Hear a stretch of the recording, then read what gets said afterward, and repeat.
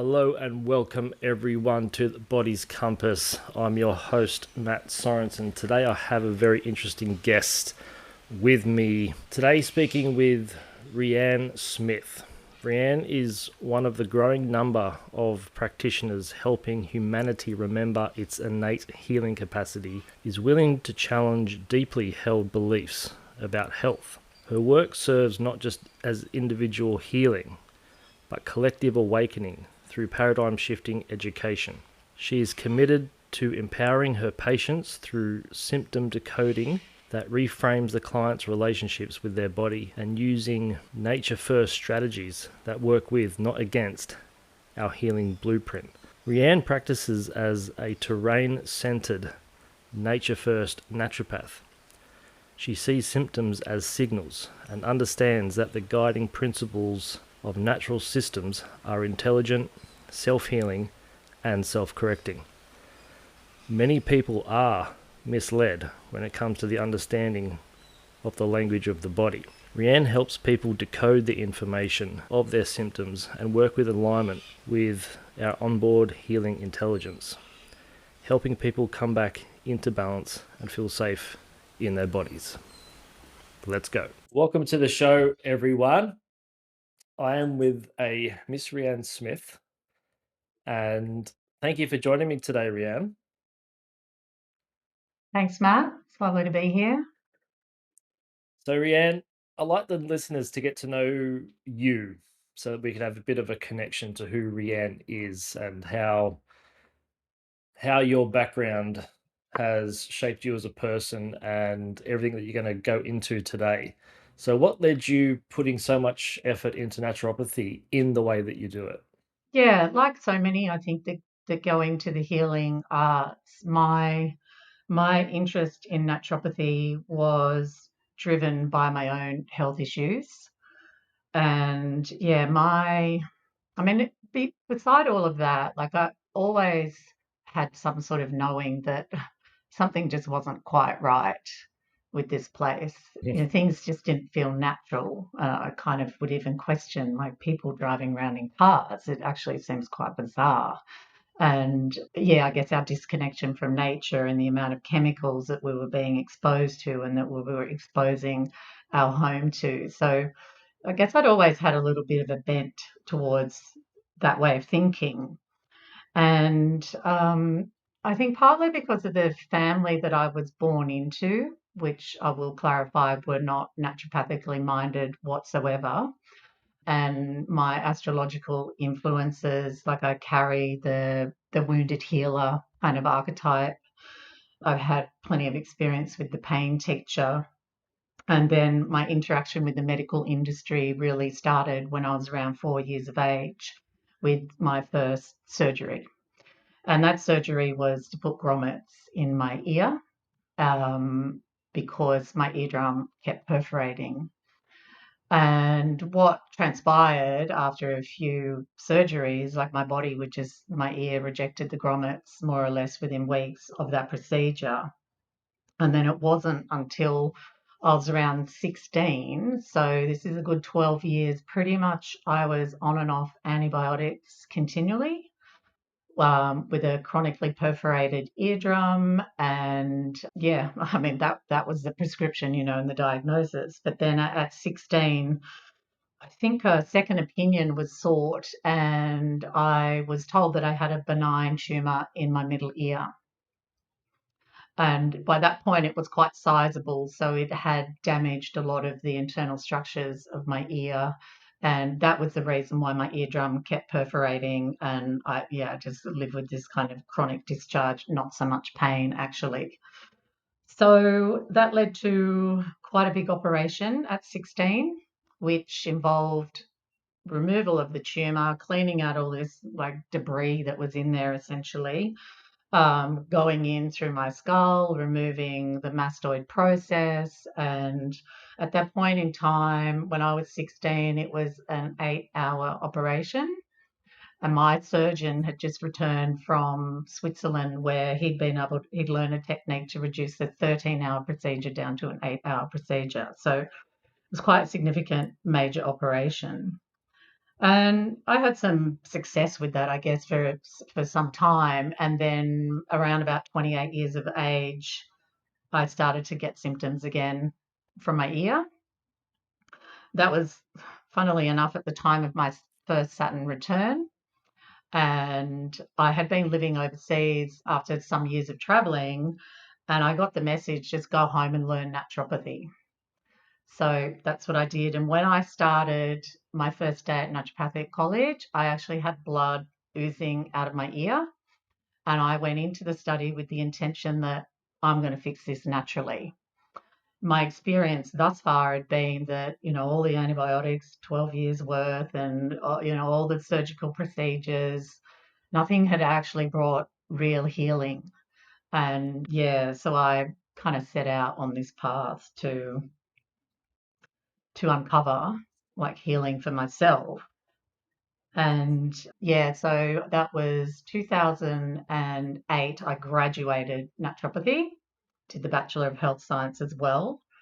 It's been a pretty interesting journey since then, to be sure. But what has really, I think, reinvigorated and re-inspired, and actually really informs how I do naturopathy now, is learning that so much of what I've learnt has actually nothing to do with health and healing, and is very much about disease management.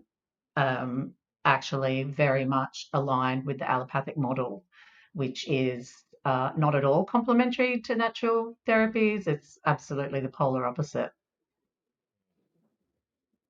Yeah, I can resonate with everything you're saying. I remember watching my dad go through that journey and being in utter disbelief of what we call health. It's not health, it's disease management, as you said. Mm. And which is kind of a little segue into the next question, that from my own studies, that medical doctors and chiropractors and osteopaths had much more of a conscious awareness of the connection between the inside and outside of the body up until about 1950. And after that, there seems to be a bit of a progressive loss of that training and knowledge. Can you share your thoughts on the history of medical professionals' understanding of that connection and how that's influenced today?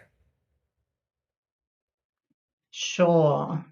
Well, what is very apparent is that there has been a shift from a more of a holistic approach to this current dominant scientific reductionistic model that kind of health sits under.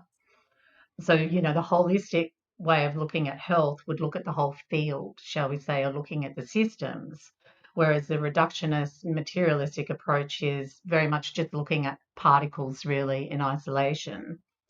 And I mean, I understand that, I mean, nothing exists in isolation as well. It's virtually impossible. And as to the history and like the accurate history, I mean, my perception of that is that things are quite murky. And out of the murkiness, basically, we have inherited a whole bunch of different narratives.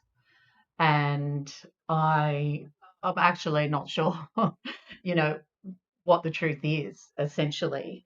But I do know that with some of the literature that we have, like when we look at the word influenza, it actually comes from the Italian, and what it's referring to is being under the influence, and that they were referring to being under the influence of the stars. And also our expression where we describe, oh, I've got the cold. The reason that term came to be was because people identified a pattern, and often there would be a change in kind of climactic conditions that would then initiate some sort of change in our respiratory system, which would then generate mucus and catarrh. So there's always been a knowing that our symptoms are often connected to something going on around us or in response to changes in the conditions. And I think when we shift into this more material, mechanical, narrow focus of viewing health, then it takes our connection with other things out of the equation quite often. And also this deep knowing that I think we all have in some way is There are some basic requirements that all living organisms need in order to be healthy. And if those requirements aren't met, then perhaps it can survive, but not thriving in a way. I mean, some things that I know are factual because a lot of the murky, like the history is murky, as I said, and if I wasn't there and I couldn't verify it myself, then it's impossible really to speak of with any authority. But we do have a pretty good paper trail. I think you mentioned the 1950s, and the linked to the whole Rockefeller medicine type of movement, where certain invested interests, I suppose, took over the education, so delivery of healthcare education and also regulating the whole system. And this is really where we saw the ushering in of this kind of pill for an ill, drug for a bug, injection for an infection, and then, if in doubt, chop it out. Like that's where this model came from. And so I think, yeah, a more narrowed, myopic, reductionist approach is obviously going to leave us disconnected from the reality of us being a naturally intelligent, dynamic system existing within another naturally intelligent, dynamic system. Does that answer your Yeah, question there?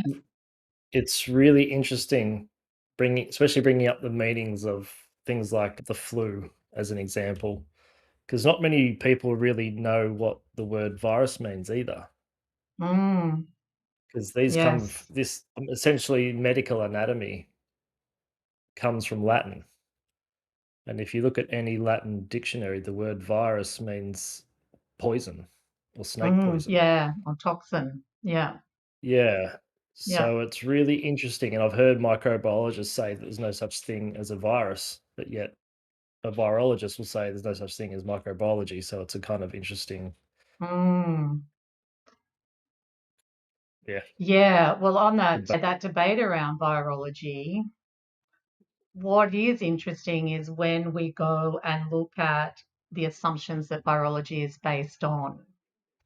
And so this notion of isolation, and there are voices and researchers out there, and this is not a new discussion, by the way. Like some of the literature that I'm reading, it goes back, into the 1800s, and there were where like germs weren't really considered to be the cause of disease. And then where did that thread go? So yeah, what perhaps a virus might be is an intracellular component, and then when a cell ruptures and dies, it releases these intracellular components.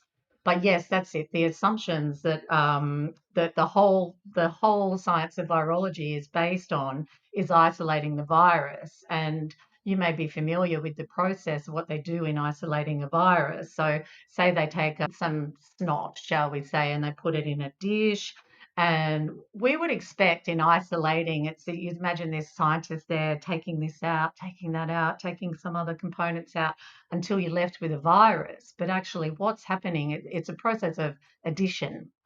And it starts with adding, it might be monkey kidney cells and bovine fetal serum and then antibiotics. And then they cook it or they cool it and they centrifuge it and then they set it and they stain it and then they look at it under an electron microscope and point at something and say that's a virus.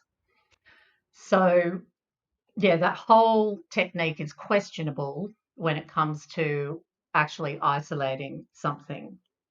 It's got And I great think marketing though. fabulous marketing, and I think what was also really, it's powerful too, because then when we're talking about almost invisible agents of disease, then it takes power and ownership and authority away from the individual. And then we have to trust the expert, because like an electron microscope can cost like $500,000. So no one has access. Not many people have access to these. So we're relying on somebody else to tell us what they're seeing. And so we need to trust them. And then this approach of reducing things down to, the germ or the bug or the molecule or the biochemical, it's ignoring the system that is it just alive in us of our natural healing intelligence.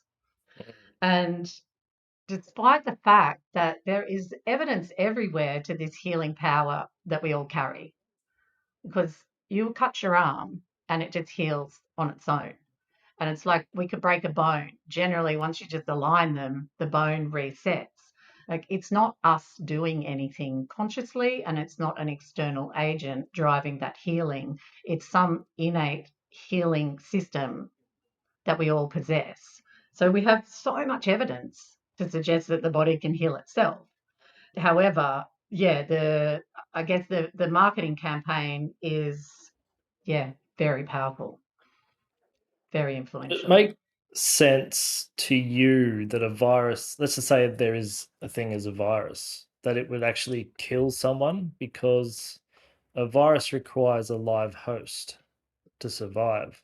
Would it want to kill its host, therefore killing itself? Well, I mean, there are so many issues with the whole viral discussion because even the definition of a virus, the current definition, has changed a lot over the years. What's It the talks current of, one today? oh, it's like obligate intracellular organism without any of its own metabolic life giving properties. So you've basically got a dead organism that sits out, like it has no ability to create or sustain its own life, but somehow it lays in wait Mm. for a susceptible host, and then it jumps in, it invades a cell, even though it has no life propelling life force, say, but somehow it manages to invade a cell and then hijack the cell's metabolic apparatus. So that would have to So, be via the bacteria, wouldn't it?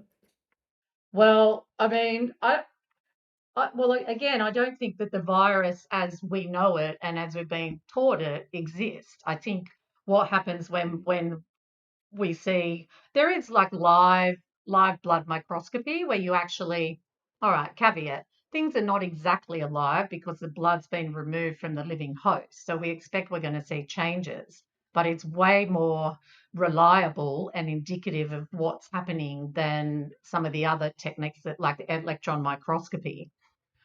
So yeah, what some of the voices out there are saying or suggesting is when we're looking at a virus, what we're actually seeing is after cell rupture, the exosomes are basically just spilling out.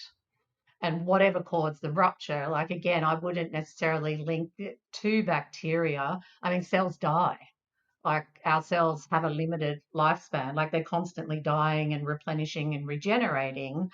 What can, I guess, what many variables that affect the efficiency of that process and the turnover too. So the more toxic we are, and however we want to define toxic, but the more toxicity there is in the system, then the more cellular debris potentially is going to accumulate and we're going to look sicker and sicker essentially.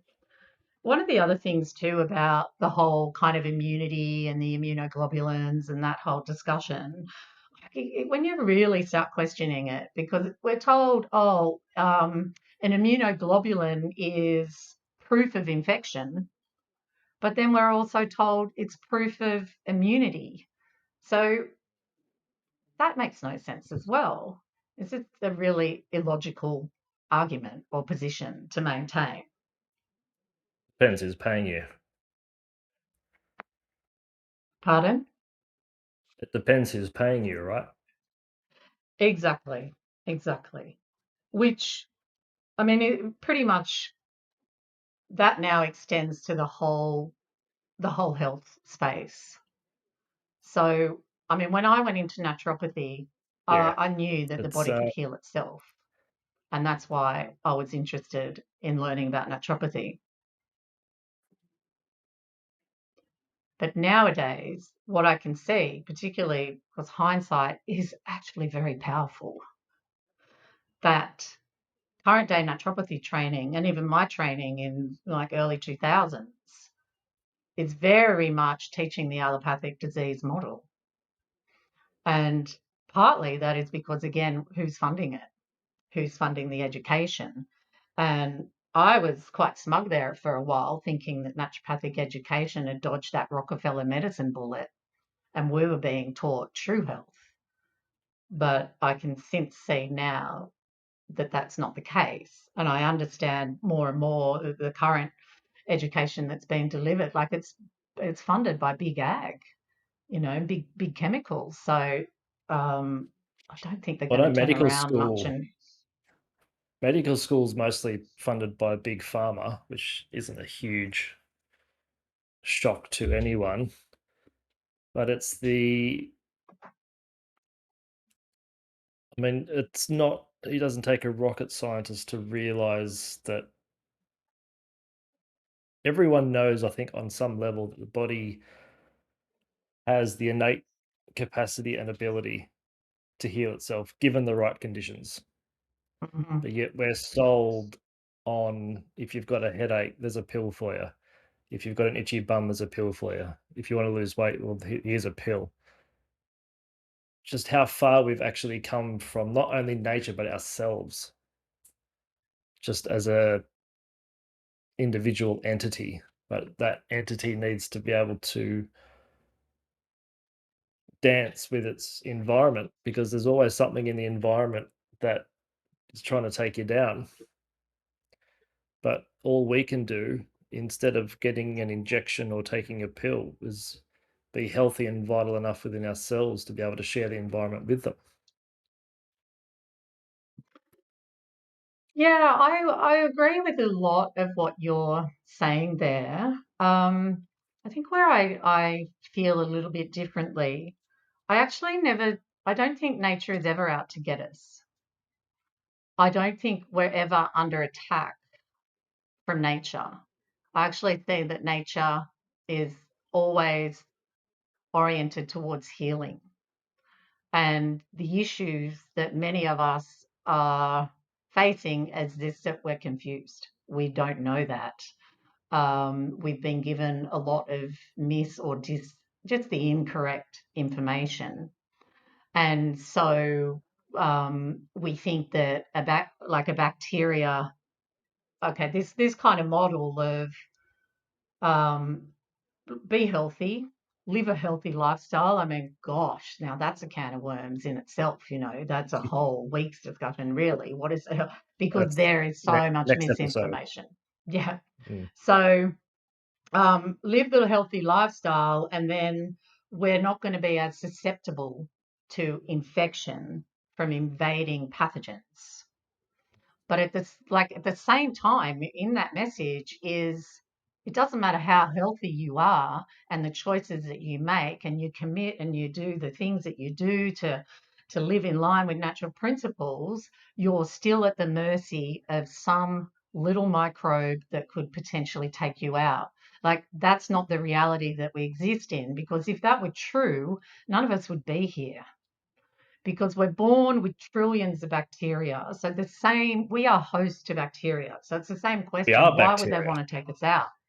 Yeah, We are they're not going to want bacteria. to, yeah, they don't want to Mm. kill our host, Mm. their host, I should say. That they will take us out when the time is right, because that's what they do in nature. They break down dead and decaying tissue.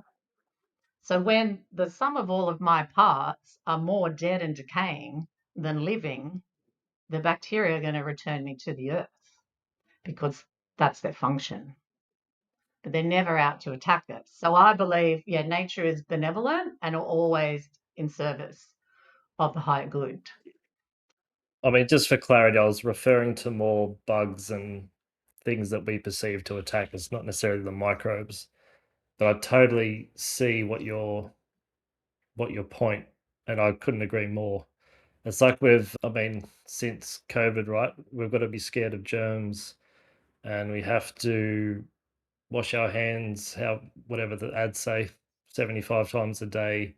We have to stay X amount of distance apart from one another so we don't catch these little creatures. But I don't see how you can catch them. I don't Mm. see how Yeah. that's really physiologically possible. Yeah. Absolutely. And Uh, also this got, oh, sorry, just to say it goes way back beyond COVID because we've come oh, into a of world course. where it's, oh, as soon as you're a baby, don't touch the dirt, or you've got to Mm. sterilize all the gear, all the things. So yeah, it's a long running campaign, that one. Sorry, I Yeah, interrupted you. no, not at all. I like it when you do. I'm just looking at the next question. I think we're ready for a can of worms here. So I'm just Hmm. getting excited. So Rianne, many people come in to see me, and I imagine they would with you as well, and they think that they can eat and drink whatever they want with a quote unquote vitamins will save me mentality. So they're not really open or willing to do anything, especially listen to any suggested nutritional approaches. What do you see the dangers of that? The vitamins will save me mentality of that being. That in itself is a can of worms. There are so many issues. There is so much to unpick just in that question alone. But the first thing I want to say is I think it's fully understandable that people have that belief as well, because again, of the propaganda campaign, really, like all of the conditioning and all the messaging. I mean, despite the fact that it's a very old adage and everyone seems to know it, you can't supplement your way out of an unhealthy diet and lifestyle. But that's actually not what we're told by industry, because the marketing and the information kind of promises take this and you're going to feel better. So, and I mean, following nutritional advice, I've been a practitioner now for nearly 20 years, and I've had my own experience with health struggles as well. And it's sometimes like the intention is there and the person is willing, but it's really hard to change. And that's complex and really nuanced. But there is definitely, we do see threads of this. Yeah, we can just supplement our way out of making some dodgy choices. One of the main issues I have with this message that we're receiving is that that you can just pop a pill, you'll find health in a bottle, is that it just demonstrates like complete and utter ignorance as to how health and healing happen. Mm. So it's like a really foundational flaw here.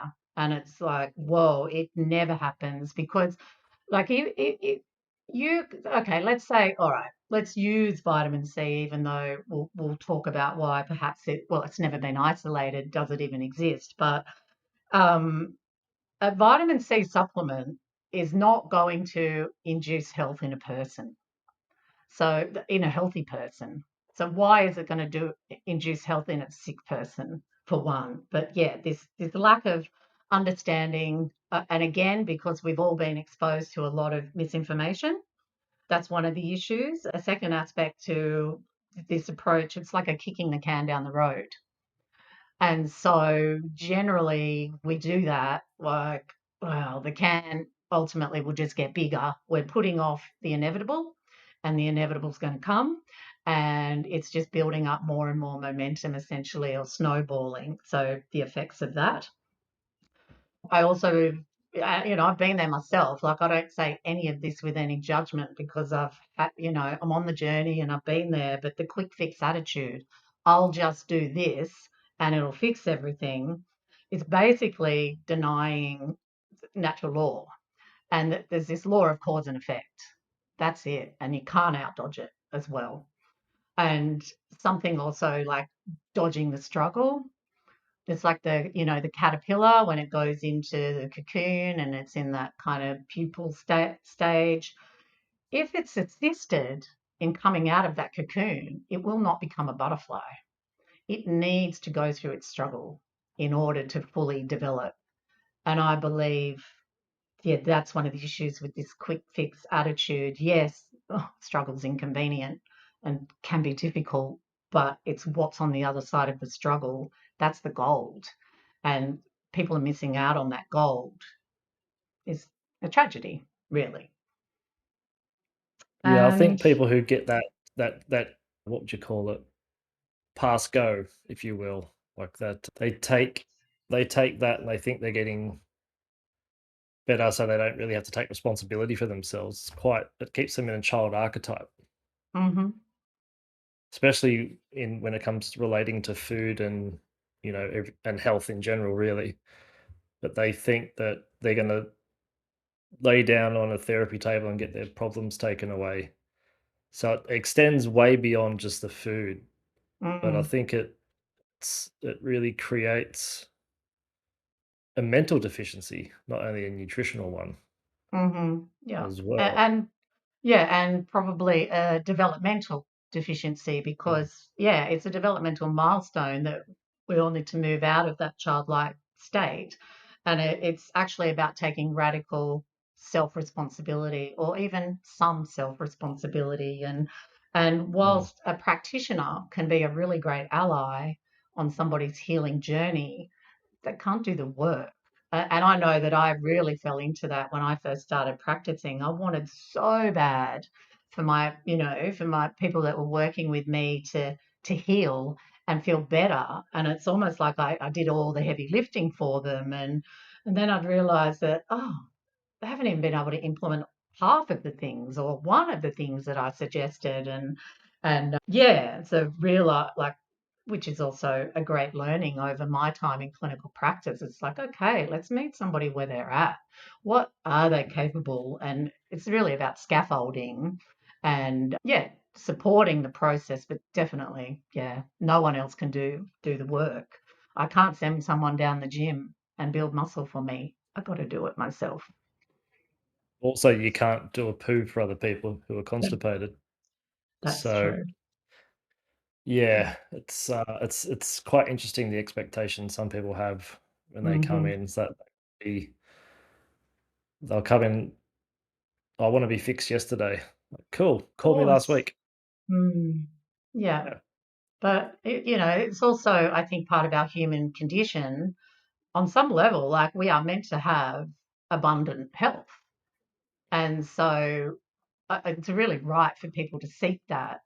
It's just really unfortunate that where they're seeking it, it's not there, essentially. So, yeah, yeah. And I had one other point too to make your question about the issues I see around people, wanting to adopt this pill fix it mentality, or they can, use a supplement to improve their well-being. And I think this is really the mother of all points here is we talked about germ isolation or virus isolation.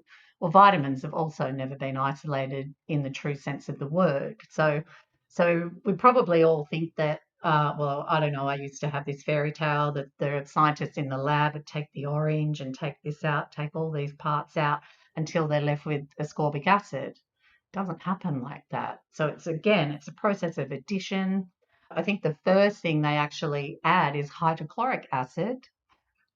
They use things like formaldehyde, acetone, there's some hydrogenation processes, there's physical maneuvering, and then again, it's the electron microscope, and they point at something and say, that's ascorbic acid.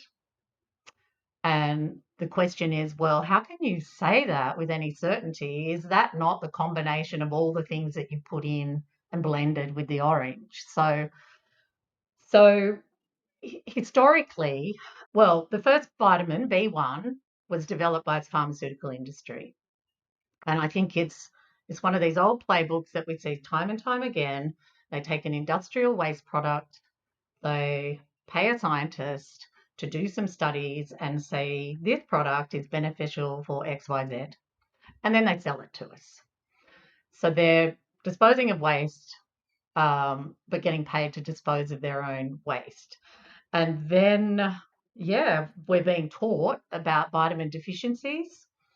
And when we look at the research, I was quite surprised to find that it's not conclusive by any means, and it's often quite questionable.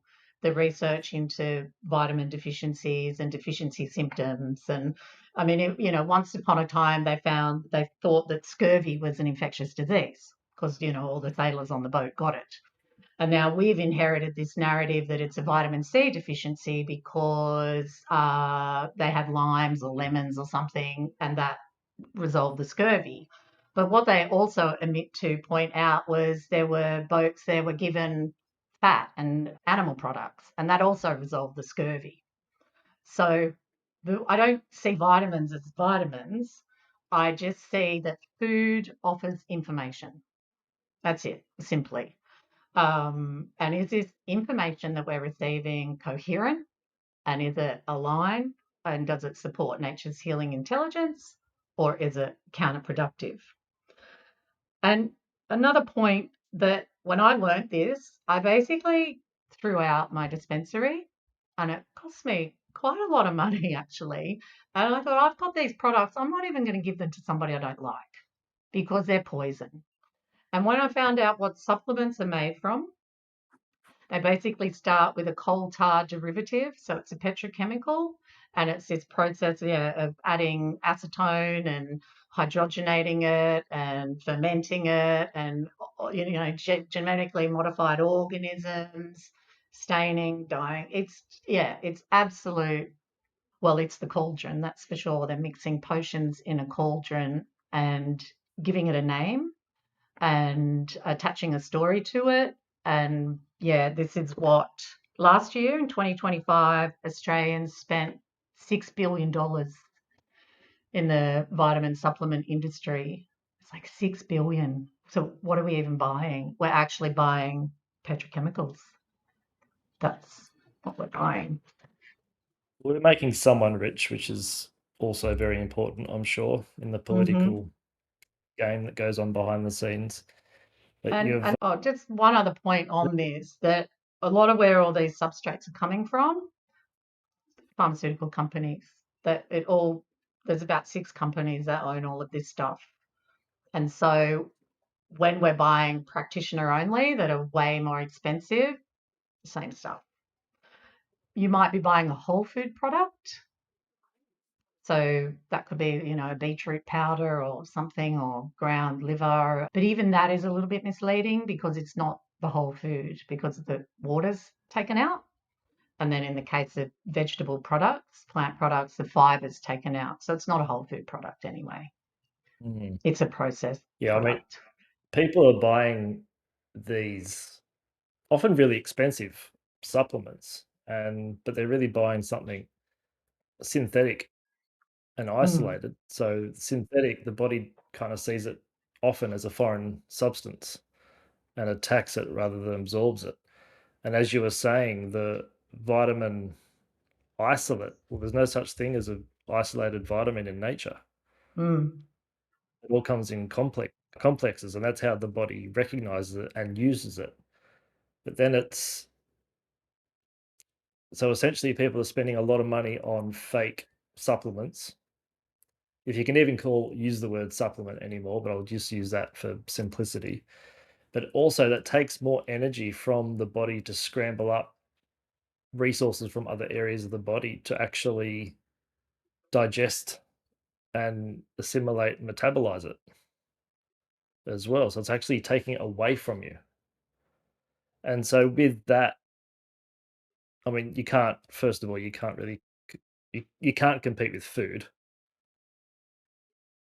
because agree. food informs the body how to function. So what would you suggest someone to do who's been tested, God knows how, but has come up with some kind of vitamin deficiency? Oh, just burn the piece of paper, essentially. I Eat, mean, eat all right, more. let's, okay, yeah. All right, let's pick on vitamin D. So, I mean, even talking about, there's no right answer to a wrong question, essentially. But all right, for argument's sake, or for the sake of discussion, vitamin D comes in 22 different forms in the body because the body, nothing's ever static. Things are just constantly moving. And it's this interrelated, complex, dynamic system, like a massive web. And so 22 forms of vitamin D, they measure one form in the blood, which is generally the storage form. So it shouldn't be that high in the blood anyway. They're not measuring, there's an active form, and they certainly can't measure all of the other forms, and there's probably more than 22 different forms. So we're looking at a very small piece of the picture here, and then also we're working with numbers on a piece of paper. So it's like what's happening for the person is more important. What's their lived experience? And also, rather than focusing on alleged deficiencies, let's just focus on health. Let's cultivate health. And we're not as simple we're not as much as this mechanical reductionist view of science will have us think that we're a bit like a car. You can, well, I mean, you can replace your knees and what have you, but they'll never be like the living, dynamic one that was there before. But it's not a question of, oh, just fill up the fuel tank and the gauge goes up. It doesn't happen like that with us. And then what else we know about vitamin D? The reason why they went up, vitamin D became such a hit because they found that a lot of people that were unwell had low vitamin D. So then the thinking is, well, we can just increase the vitamin D in their blood and that equals health. It didn't change anything. And low vitamin D is the result of being unhealthy. It's not the cause. And so, like all of this medicine that we do, medicine, whatever that is, all of these approaches, and this is allopathic and most of the natural health stuff too, is confusing the symptom with the cause. So low vitamin D is not the cause, it's the result of. We're treating it like a symptom. We fix the symptom, it goes away, and presto, everything's better. Doesn't work like that. Well And I said. know, oh, sorry, there are people that say, but I take a said vitamin or I take this nutrient and I feel better. And I get it because I've been there, done that. And it's no different to if you've got a headache, you take a Panadol, headache goes away. Doesn't mean you had a Panadol deficiency. All it means is Panadol did something. So when we take a B complex and we get more energy, it doesn't mean we had a B deficiency. It just means it did something. You could have a line of speed and feel more energized. It's not a speed deficiency. So these substances are definitely exerting an effect in the body, but it's not the effect that we're told. But also it did something, but at what cost as Exactly. well. Exactly. Yeah. And if we're just suppressing symptoms, because symptoms is the only language our body has. My body can't go, hey, Rianne, get in my ear and actually talk to me in words that I understand and say, oh, geez, I don't like the way that you've been staying up past midnight every night this week, or geez, you've been going hard on the seed oils, God forbid.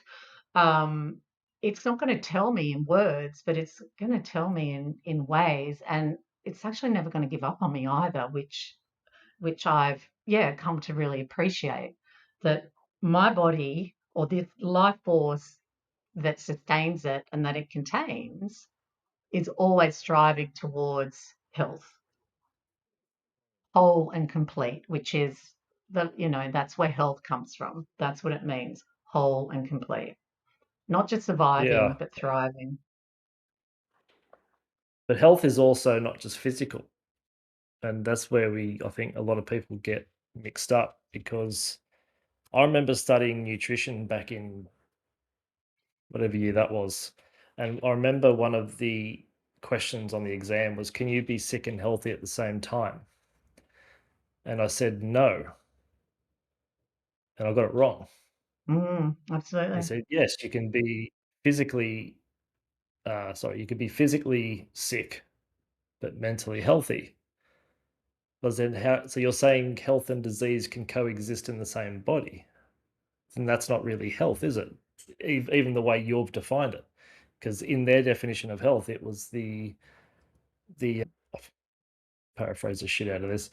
It's the balance and maintenance of your physical, mental, emotional, spiritual well-being. It's quite lacking. So that's the definition you gave me, and I've given that to you in the exam. And you're telling me I'm wrong for giving you your own answer. They ended up overturning it, but that's just what Mm. that sparked up in me. But also Your the comment way there we inspired. no, inspire. Um, well, I offer a slightly different framework when it comes to kind of sick and healthy. It just exists on a spectrum. So it's a bit like hot and cold. It's just a spectrum. Like at some point, we have some arbitrary point where we go, this is hot and that's cold, but it's all the same spectrum. And so, can you be sick and be healthy at the same time? Then again, you've got to define sick for one. So, say I'm laid out in bed and I've got a fever and my body's aching and my head is splitting and I'm sick. That's actually a healing response of the body. So, it's just health. So, I don't see that there is sickness. It's just where are we on that spectrum? Where are we on the health spectrum, essentially? Do we have a lot of health? Yeah, yeah, and that's what I was leading to with the messages of the body, right? And as you were saying, it's our symptom is our body talking to us, and it's talking to us 24/7. But when we take the pill, we often kill the messenger or we Mm, quieten the messenger. But let's use the word disease, is really the body healing itself as well. And I mean, that can mean a myriad of other things on top of that. But the whole system seems to be geared towards if you got that, do that. hmm And if I'm hearing you correctly, and I agree, is that it's not as simple as that because, we're trying to, it's like we're trying to take, I like the car analogy. We're just trying to replace a spare part or reinforce the exhaust, or I don't know enough about cars to keep these analogies going. But essentially, it's like a this for that swap or approach, but we're not taking into consideration the 30 billion biochemical reactions that happen in within the body every second, all of which are water dependent. We're not taking into consideration the mental load consciously, subconsciously, and unconsciously for a specific person. We're not even we can't even grasp what an emotion is. And the soul, mm, that's almost a taboo word. And yeah, I won't go into that in a different episode, but I think we've become so intelligent that we're actually dumb. Yeah, I think we've passed the sweet spot. That's for sure. We're into a different spectrum now. But yeah, inherent in all of that is really that it's this teaching, this idea that we have that the symptom is the disease. And rather than seeing that the symptom is actually the result of, it's an imbalance. That's all. It's just trying to point something out. Um, Yeah. and it's the same analogy when we say bacterial overgrowth. We think that's the disease.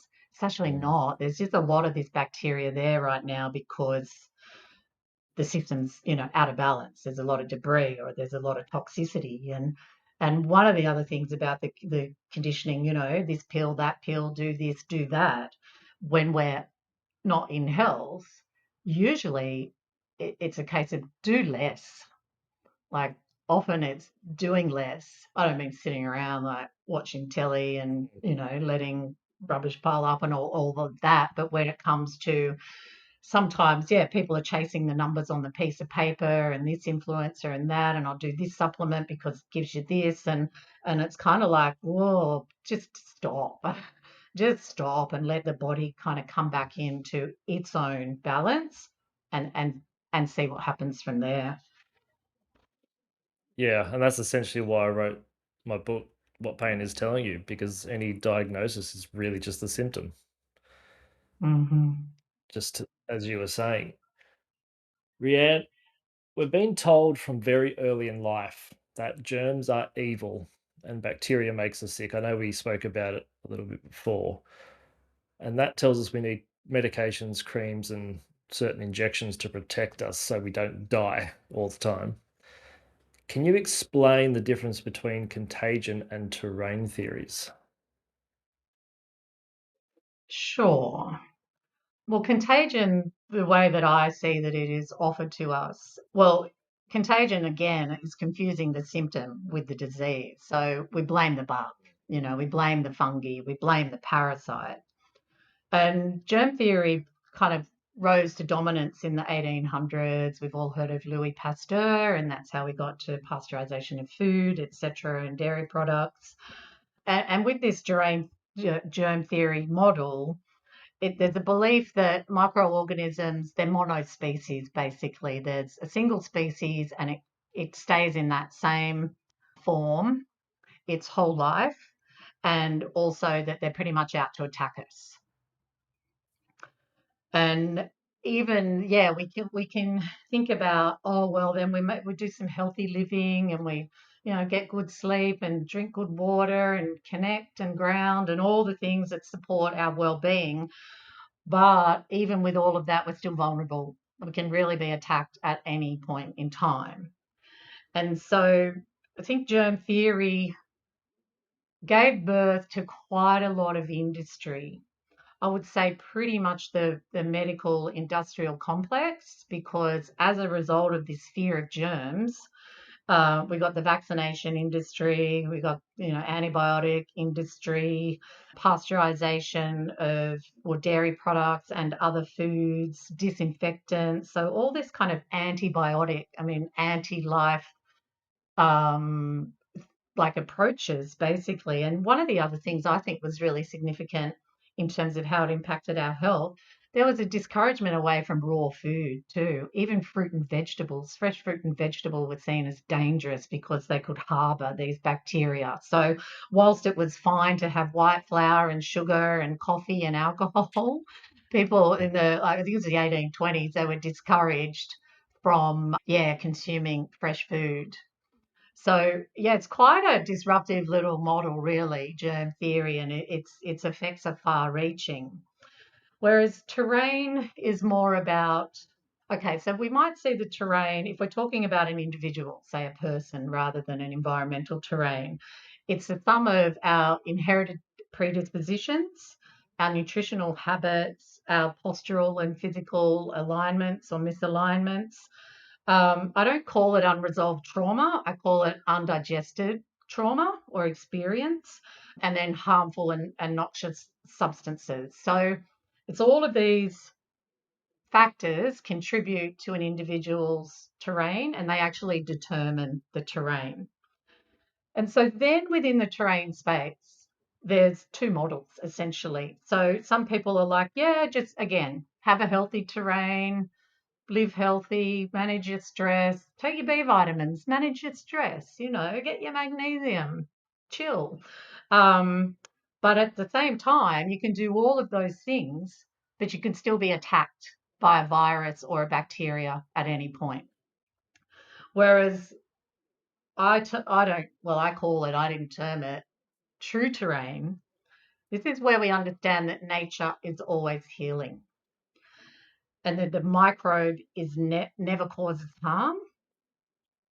And so terrain will determine what type of microorganisms are attracted, essentially. So if you think about a stagnant pond, we'll get mosquitoes. If that river's flowing, you're not going to get mosquitoes. You think about a dead carcass, we're going to get maggots and all other microorganisms. They're going to break it down. A live animal, there's no maggots on a live animal generally. The fire truck analogy. The fire truck, it's always at the house fire. Didn't cause it. It's the same thing. The bacteria, yeah, maybe they're there when we've got the strep throat. They're not the cause, they're the response. And so as we get a buildup of toxins in our system, it's just an environment that will attract, well, the microorganisms adapt to meet the Yep. environment. So yeah, there's a few different, the two layers of the terrain. There's a lot of people are in that, oh, you take your vitamin D, support your immune system, you won't get sick. As I said, there is no sick. There's always just cleansing or releasing. That's one of the languages of the body, has got to get stuff out, Mhm. essentially. Yeah, and people don't really respect the detox pathways, which is, pooing, weeing, breathing, sweating. Like no one pays attention to how well they breathe, how hydrated they are, all these little things. And I mean, the average human breathes, I think it's 29,600 times a day or something like that. So with every single breath, you're detoxing. If you do a workout Yeah, for an hour, you're going to breathe heavier and yeah. detox more, and you're going to sweat. And sweat. Yeah. And to the degree that you've got all these toxins still in your body, that detox process can make someone feel like crap. But as you said, it's detoxing. It's healing you as you go, kind of in real time as we go. Yeah. But then we think we have to run off and get the flu shot for that extra layer of protection because the germs Mm-hmm. are going to invade Mm. and whatever that. Which is really just an extra layer of toxicity. And then what it does, it stops the body's healing response. Even if you take a Panadol for fever, it shuts down that healing response straight away. The body's like, well, I can't do this healing now. I've actually got to deal with this poison that's just come into the system. So we're adding insult to injury. But again, the what we've been told is just, codral, soldier on, and it's just not built into our kind of cultural education that you just actually, like, even the word, if I say I'm sick, I feel shame. It'll often trigger shame in me, but actually I had this epiphany, and it's kind of ironic and really funny, and it makes me chuckle. I called my business Health Expressions back then. And now I get it. It's like, I'm not sick, I'm having a health expression. It's actually what's going on when I'm That's having exactly a what's going on. symptom. Yeah. Yeah, yeah, yeah. So it's very much about re-educating. I think that's the time that we're in now, is, Mm. reframing the paradigm, offering up a different model. A lot of people describe, when they hear it, they just feel like, oh, that makes so much sense. But then the information that they've been exposed to, really, since they emerged from the womb, has been so the opposite, that when they do get sick, often the fear kicks in and they lose that connection with, oh yeah, that's right, I've got a healer, like I've got a system here that can manage this. This just reminds me, if we've got time, I just wanted to Always. share a little story about my last infection. Mhm. And it relates to my ear, because all my life, it was the fear of, oh, if I get an infection in there and I don't manage it, it could get into the meninges, into the brain, and I could die. And so they'd use this fear tactic on me, well, my mother first and then me. And this was only, maybe 4 years ago. I had the last surgery to get a titanium implant out. And then I had post-op. I didn't take the antibiotics post-op, saw the doc, and gave me the all clear at 6 weeks. And then I was like, brilliant, I'm back in the ocean, I'm swimming. And then I got an ear infection. And I knew that my bacteria were there to serve me and that they weren't there to take me out. And I knew if I went to any doctor, well, any doctor that I know, both the integrated and the mainstream, would give me antibiotics. So I I just talked to my bacteria, essentially. And I recognized that what they were doing, it was basically 50 years of physical, emotional, chemical, and probably other trauma that they were digesting for me. And that's what they did. And I was in pretty excruciating pain like the first week. I did a little bit of lymphatic herbal support, and I visualized, and I just said to my bacteria, you've got me, you've got this, I trust you. And that resolved, and that was that. And that's, yeah, never happening again. And I knew by also not falling into the fear trap that I could break that cycle. Because if I suppress those symptoms with the medication, well, they've got to come out somewhere. So I'm just kicking the can down the road. And yeah, it was so empowering, such an empowering Well, experience. also we're conditioned. First of all, we're conditioned to think in polarity. True. It's heads or tails. Mm, That's it. There's no heads and tails. It's heads or tails. mm, And I tell patients all the time, take the word or and replace it with and. Take the yeah. word but and replace it with and. Mm, Because everything is inclusive. Everything. We're a part of everything and everyone, but that's a different episode.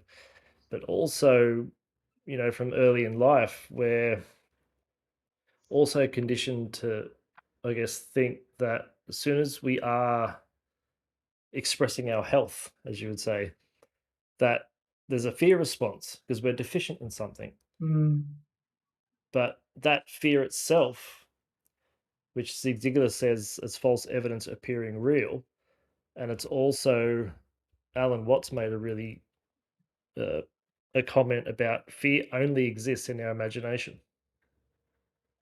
You don't look across the road, oh, there's fear. It's in the imagination. Therefore, is it real? It's objective. But one of the number one suppressors of the immune system is fear. mm. It puts everything at bay and says, here's the threat, real or imagined.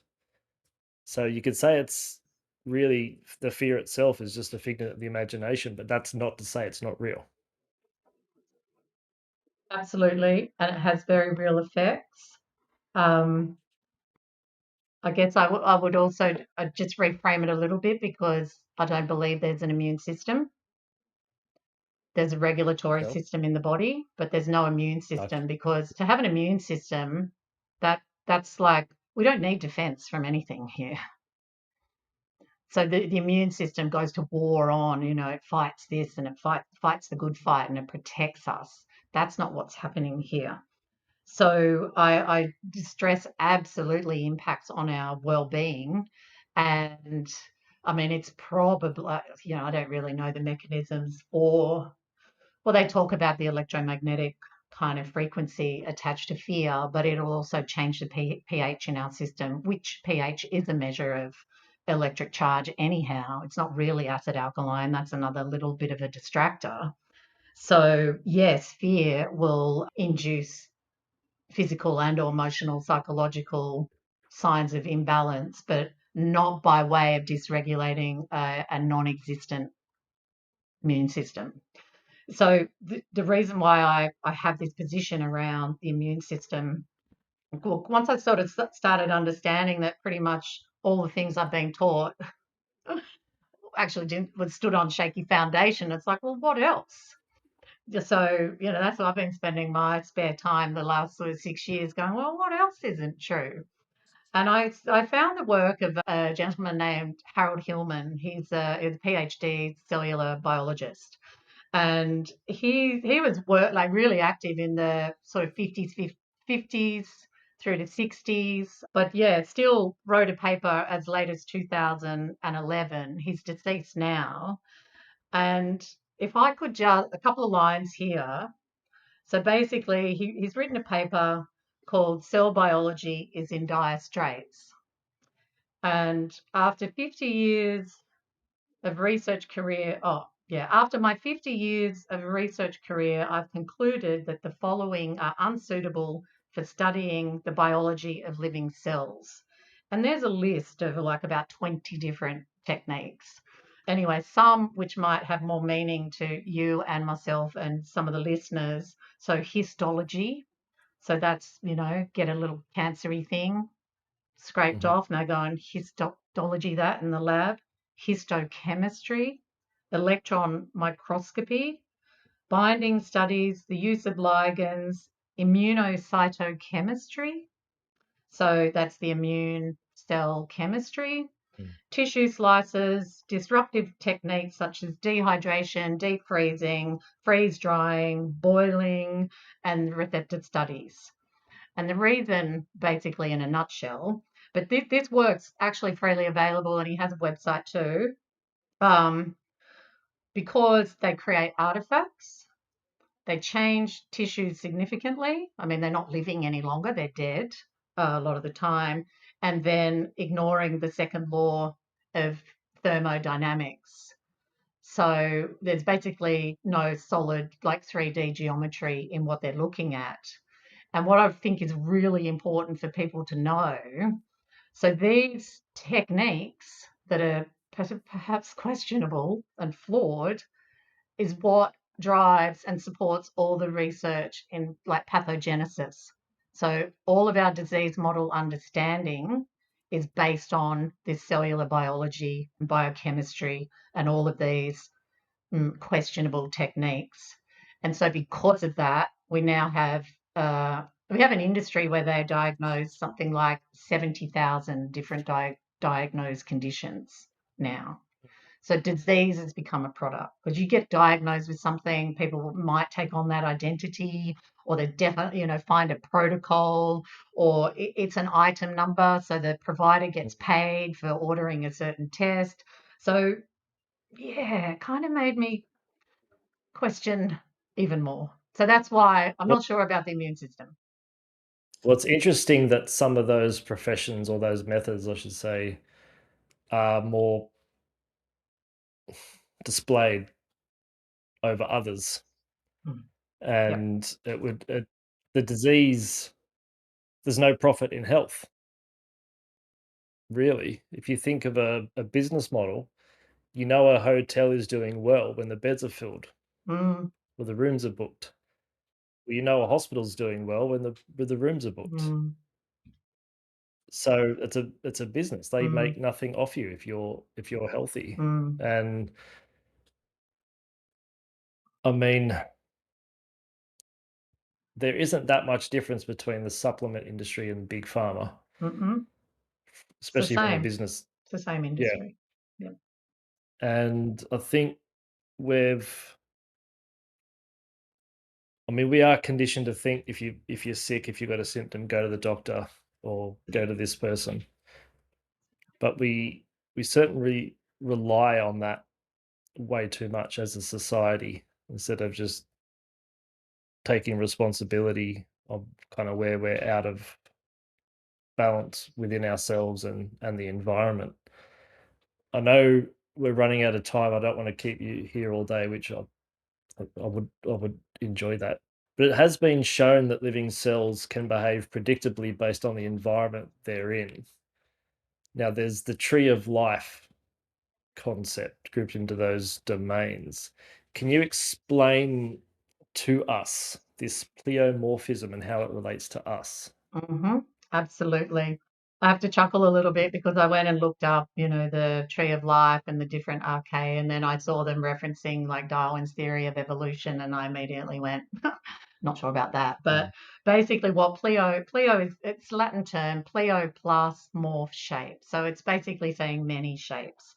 And so perhaps an official definition might be like pleomorphism refers to microorganisms changing form and function. And they can do that backwards and forwards, so they can go one way and revert in structure and behavioral complexity to suit a changing and dynamic environment. So put more simply, microorganisms, they change their size, their shape, and their function in response to changes going on around them.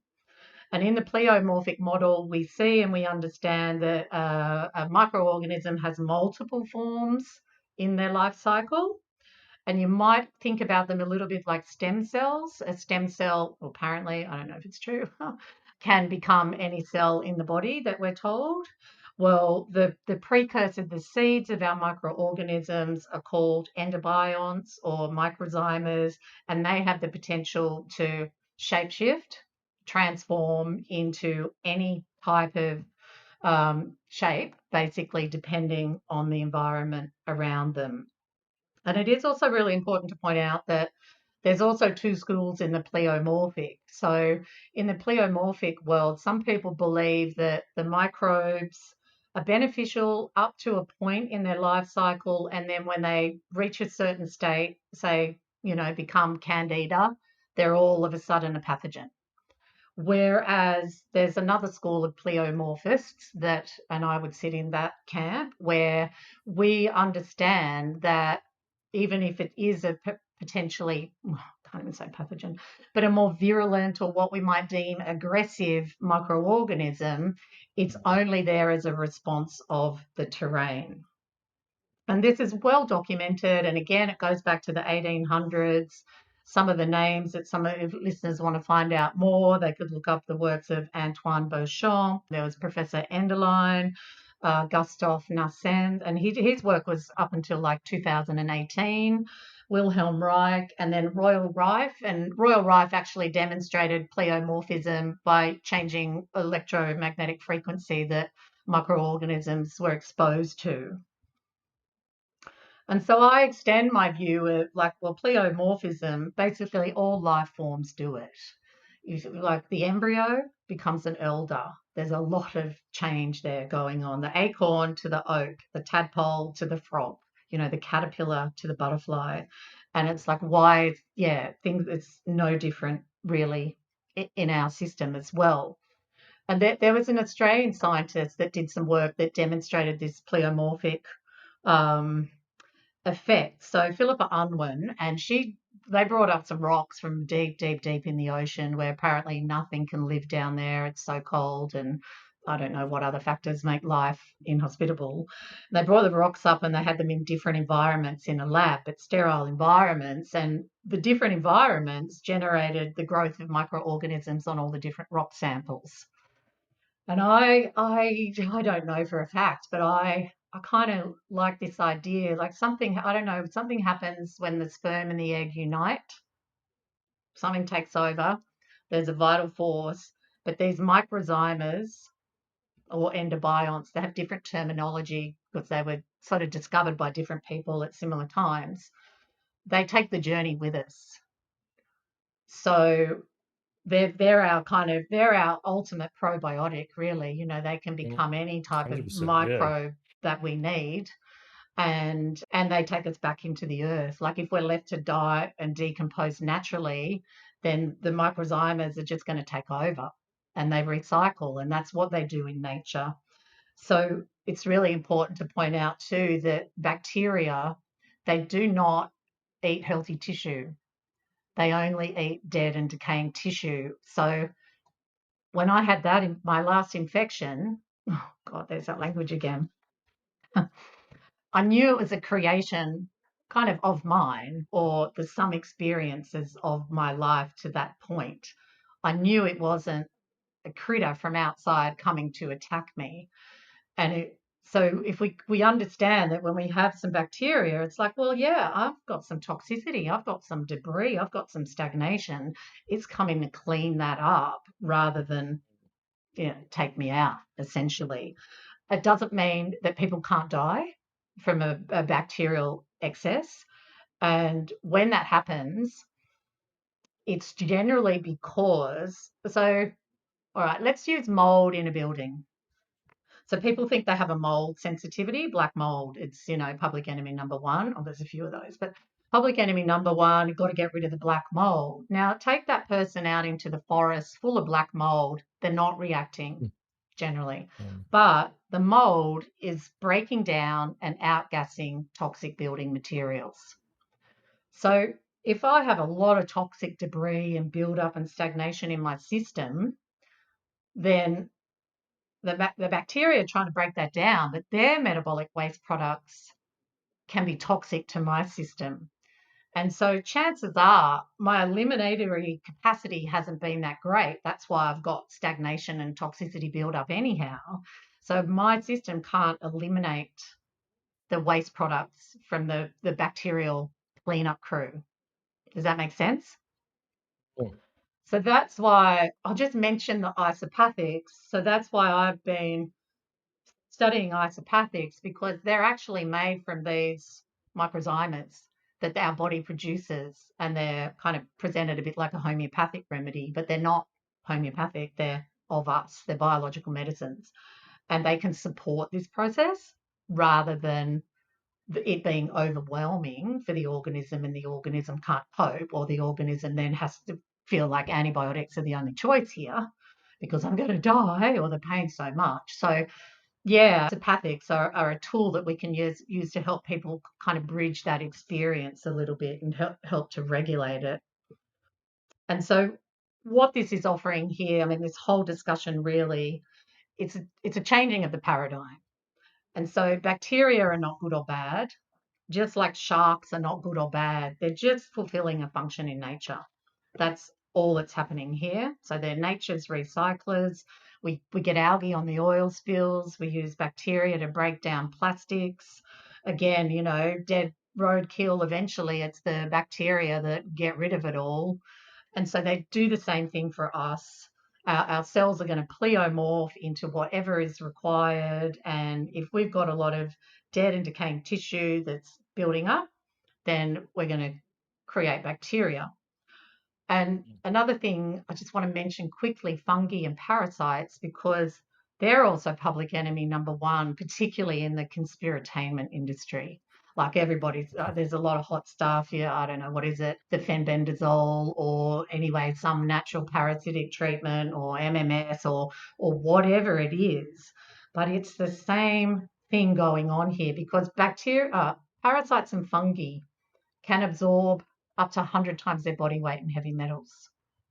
So if somebody has a burden of fungi or parasites, it's a much more aligned with natural healing to reduce the burden of toxicity rather than get rid of the symptom. The parasites are just a symptom. Mm. So this is, again, the shift in paradigm, I think, that we're here to bring in, that the symptom is not the disease, it's the result of. Yeah, I mean, the fungus and parasite, literally a can of worms, pun intended, for another day. But I think, as you were saying, no one looks at why the fungus and parasites might be there. They just try and target Mm, them mm, themselves, not mm, realizing that they're attracted to a certain environment. So, what is the environment like that they're attracting? mm, And I don't want to keep you too long, Rianne. I just have one more question for you. Are you ready? mm-hmm. If there was one myth that you could expel and tell the world, what would it be? Oh, well, it's really hard to distill that into one, but I've kind of got three, but they all very much overlap. One is that you are not broken, and that you are your own best healer. That's, I think, really important for people to understand that and reconnect with that. Understand that symptoms are signals, they're not the disease. And then, we're led to believe that we can just suppress our symptoms, that equals health. It doesn't. So it's a flipping the paradigm essentially, and just, yeah, remembering that symptoms are signals. They're guideposts. They're not something that we just want to banish straight away, which I Well think said. is you feel similarly when you're working with the body. Mm, absolutely. And the body's got many languages. And I think we've been, unfortunately, I think the, I don't want to say the industry, the approach that most people listen to the loudest is very linear, and it's really anything but that. Rianne, I've really enjoyed this, and I'm going to have to get you on again because I think we've opened up several things that we can discuss. Yeah. So feel free to share any final comments and where people can find you or services you offer or where you want to send people. Thanks, Matt. Yeah, it's been really lovely spending time and co-creating a new narrative with you this afternoon. I've really enjoyed myself, and I just, yeah, appreciate the opportunity to to get the message out there. And just in closing, I just want to point out that we really have been indoctrinated into accepting anti-life and anti-nature approaches when it comes to our healthcare. We're not at war with cancer here, or we're not at war with our microbes. Our immune system's not attacking us. We're not being attacked by bacteria and viruses. They're all false narratives, and they're actually inversions of the truth. And so I think when we can understand this as a collective, it actually represents ultimate freedom, because then we're in charge of our own health. We're disconnected from the fear. And yeah, I really love getting this message out, and I really love working with people and helping them discern where they're making these anti-life choices. Because what I've come to appreciate through my own health journey, like, health is a love affair. It's not a war. And it carries a whole different energy with that sort of approach. And the biggest secrets, and I think that I like to shed light on, is that people understand that they are their own best healers and they've never been broken. And the biggest threat to this multi-billion, pharmaceutical, medical, industrial complex that controls us via fear tactics and exerts profits from our confusion and dependency, our knowing that we're never broken and that we can always heal is such a big threat to that system. And so I have a clinic in the Bega Valley, Bega Town, land of cheese, and I do in-clinic and online sessions. I've recently had a new website developed which really enforces this message that I feel called to share, because it's really important. We've had so much messaging that's contradictory to the truth that we need to hear. We need to hear this over and over and over again to really start to embody it, to really ground it in. And then I have a few different offerings on my website. So I do like a one-on-one, like a standalone session, terrain assessments, and I also offer bundles. So it's really to meet people where they're at. Like, some people are at I'm a little bit curious about this, tell me more. And then there's others that just go, hell yes, this resonates so deeply with me. I want to dive in. I want to book in, X number of sessions and get a bit of a discount for booking a bundle. Yeah, and in future, I've got plans to produce an ebook and possibly do some sort of online education around, pleomorphism, the truth of health and healing, and again, just to reinforce the message. So, because there's so much cognitive dissonance, and I've experienced it myself. When I first sort of started realizing what was going on, I was like, nah, that's not true. Nah. And then eventually it was like, yeah, no, oh my gosh, that's so true. But yeah, it's a hard pill to swallow initially, or it can be. And I like to support people in that process. Amazing. Rian, thank you so much for sharing you. And I'm definitely going to have to get you on, I think, for several of these little discussions. So I'll have to come up with something All right. as controversial as possible. Okay. Question everything. It's been a lot of fun. Really has been a lot of fun, and I just so appreciate the opportunity. Thank you. Okay. Okay. Thanks, everyone. You've been listening to the Body's Compass podcast with Matt Sorensen and today's guest, Rian Smith. Check out Rian's website at www.healthexpressions.com.au. If you liked this week's episode, please consider giving us a 5-star rating and a warm review. Please share this episode with someone you think it might help. If you want to find out more, give us a follow on Instagram at The Body's Compass. Subscribe to Matt's YouTube at Matt Sorensen Live, or swing by healhub.net. Thanks for tuning in. Catch you next time.